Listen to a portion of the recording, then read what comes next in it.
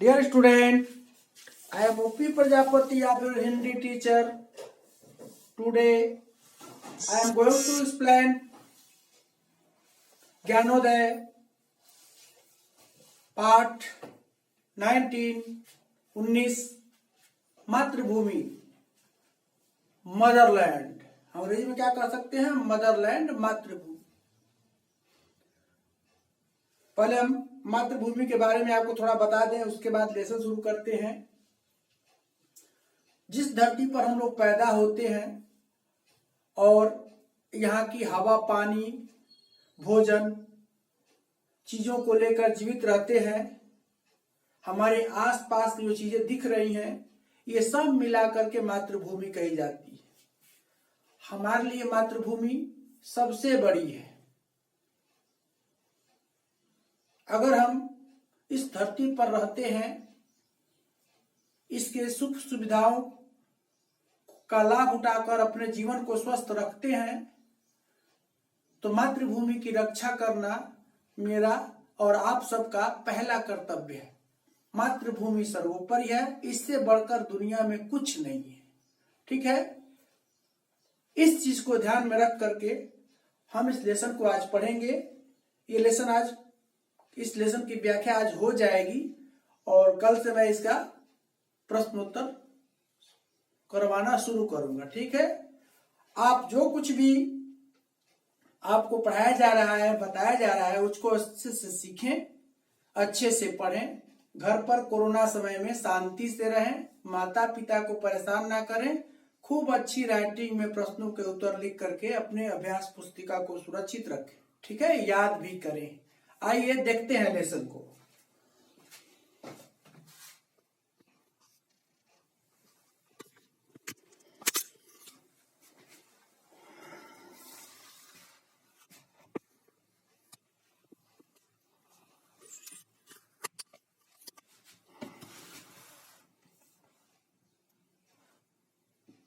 देखते हैं,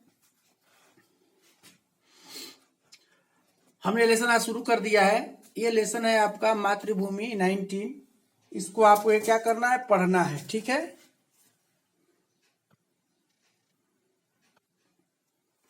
हाँ देखें, एक कहानी जैसे है, थोड़ा ध्यान से देखेंगे। मिथिला नरेश अर्थात मिथिला के राजा का राजकुमार बहुत ही बुद्धिमान था। मिथिला नगर के देश के राजा का राजकुमार बहुत ही बुद्धिमान था, चालाक था, पढ़ने लिखने में, समझने में। अपनी बाल्यावस्था में ही राजकुमार ऐसे ऐसे प्रश्न किया करता था कि सभी चकित रह जाते थे। ठीक है, एक दिन राजा ने कुलगुरु से राजकुमार के अध्ययन के बारे में विचार विमर्श किया और फिर राजकुमार को कुलगुरु के आश्रम में शिक्षा हेतु भेज दिया। राजा क्या करते हैं कि कुलगुरु से बातचीत करते हैं कि हमारे राजकुमार को शिक्षा देनी है, और बातचीत करने के बाद राजकुमार को क्या करते हैं? भेज देते हैं शिक्षा देने के लिए, कुलगुरु के आश्रम भेज देते हैं। राजकुमार बहुत ही लगन से अध्ययन कर रहा था और गुरु जी के अपने प्रश्नों का समाधान पाकर अपने अध्ययन में महारत हासिल करता जा रहा था। महारत हासिल करने का मतलब है कि बहुत ही आगे बढ़ता जा रहा था। ठीक है, टैलेंट पैदा करता जा रहा था। एक दिन राजकुमार ने कुलगुरु से प्रश्न किया। कुलगुरु से क्या प्रश्न किया? गुरुदेव, हम जिसकी प्रतिदिन वंदना करते हैं, वह स्वर्ग से भी सुंदर मातृभूमि क्या होती है जिसकी हम वंदना रोज करते हैं? ठीक है, गुरुदेव ने राजकुमार को राज्य की नदियों, झीलों और गिरिवन का नाम लेकर बताया कि सब मातृभूमि है। माने कि राज्य की नदियां, झील, गिरिवन जितने हैं सब मातृभूमि है। गिरिवन के बारे में सुनकर राजकुमार में गिरिवन घूमने की लालसा जागृत हो गई। राजकुमार के मन में अब आ गया कि गिरिवन तो बहुत अच्छा होगा, गुरुजी कह रहे हैं, तो क्यों ना मैं गिरिवन घूमूं, देखूं। अब उनके मन में ये बात आ जाती है, राजकुमार के मन में, राजकुमार है ये गुरु हैं, देख रहे हैं आप। वह आश्रम से बाहर निकल गया और कई दिनों तक वापस नहीं लौटा। कौन? राजकुमार। कुलगुरु को उसकी चिंता हुई, राजकुमार की चिंता हुई। एक दिन राजकुमार अनायास ही आश्रम में वापस आ गए लौट के, और सीधा गुरुकुल के पास गया, माने गुरु जी के आश्रम में पहुंच गया। उसने गुरुदेव को प्रणाम किया और कहा, आपने सही ही, ठीक है, सही देख रही है, ये गुरुकुल दिखा रहा है ना, ठीक है, सही ही कहा था। कुलगुरु कि आपने सही कहा था। क्या कहा था? वही गिरिवन बहुत सुंदर होता है। मातृभूमि स्वर्ग से भी सुंदर होती है। मैं गिरिवन में घूमकर देख आया हूं।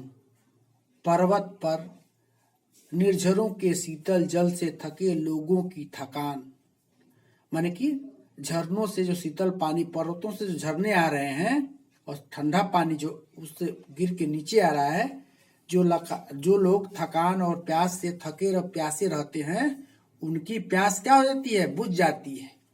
घाटी में हरे हरे वन, लता और पशु पक्षियों की शोभा भी अवर्णनीय है। माने कि लता माने पेड़ पौधे, पशु पक्षी इतने सुंदर हैं कि अब उनकी कल्पना या उनका वर्णन नहीं किया जा सकता है। वन में दहाड़ते शेर, भागते हरिण और घास के मैदान बहुत अच्छे लगते हैं, सुंदर सुंदर हरा हरा। गुरुवर, आप मुझे आश्रम में गिरिवन में रहने की आज्ञा दे दीजिए। मैं गिरिवन में रहूं।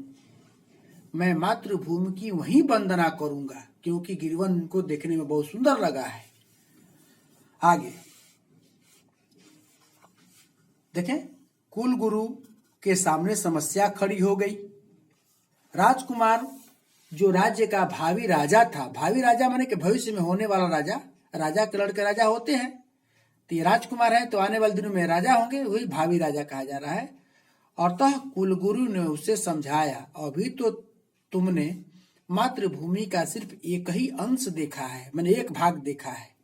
यहाँ के जलाशय देखो, खेतों को देखो जो सोना उगलते हैं, अपने महल को देखो जिसकी ख्याति दूर दूर तक है, प्रसिद्धि दूर दूर तक है, दूर दूर के लोग तक जानते हैं। अपने बाग बगीचे देखो, तुम्हारे महल के बगीचे की पुष्प वाटिका, फूलों की वाटिका, पुष्प वाटिका, फूलों की वाटिका की सुगंध दूर दूर तक फैली है। राजकुमार मातृभूमि की सुरक्षा के दर्शन की कल्पना से अत्यंत प्रसन्न हुआ। राजकुमार अपनी पुष्प वाटिका तथा अन्य फलदार वृक्षों से अत्यंत प्रभावित हुआ। उसने वहां शाक वाटिका लगाने का निर्णय किया। शाक वाटिका जहां सब्जी वगैरह लगाने का जो बागीचा बनेगा, सब्जी का बागीचा, उसको शाक वाटिका कहते हैं। तभी राजकुमार को परीलोक से स्वर सुनाई दिए। पूर्णिमा के अवसर पर आज परीलोक में विशेष उत्सव है। परी रानी ने तुम्हें वहां बुलाया है, माने राजकुमार को बुलाया है। वहां राजकुमारी के विवाह की घोषणा होगी। राजकुमार तुरंत परीलोक पहुंच गया। परीलोक में और भी राजकुमार आए थे।